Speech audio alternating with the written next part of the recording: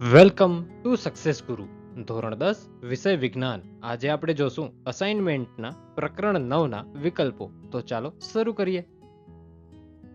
આજનો પેલો વિકલ્પ છે અરીસાની સામે તમે ગમે ત્યાં ઊભા રહો છો છતાં તમારું પ્રતિબિંબ જતું મળે છે, તો આ અરીસો ખાલી જગ્યા હશે. આનો સાચો જવાબ જો તમે જાણતા હો તો કોમેન્ટ બોક્સમાં જણાવજો.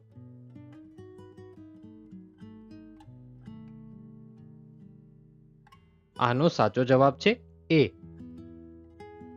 સમતલ અરીસાની સામે વસ્તુને 40 સેન્ટીમીટર અંતરે મૂકતા વસ્તુ અને તેના પ્રતિબિંબ વચ્ચે કેટલું અંતર હોય?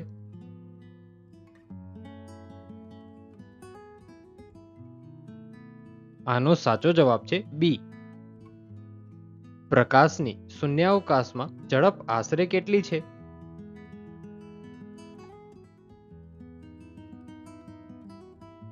આનો સાચો જવાબ છે સી. અંતર્ગોળ અરીસાના વક્રતા કેન્દ્રમાંથી પસાર થતું પ્રકાશનું કિરણ પરાવર્તન પામી કયા બિંદુમાંથી પસાર થાય છે?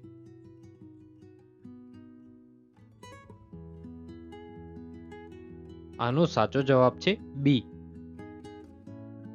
શબ્દકોશના નાના અક્ષર વાંચવા માટે તમે નીચેના પૈકી શું પસંદ કરશો?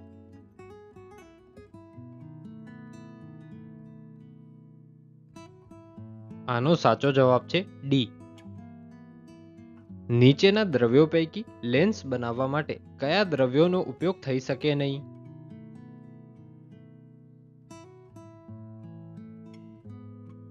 આનો સાચો જવાબ છે ડી. એક ગોલીય અરીસા અને એક પાતળા લેન્સ દરેકની કેન્દ્ર લંબાઈ ઓછા 15 cm છે. અરીસો અને લેન્સ કયા કયા પ્રકારના હશે?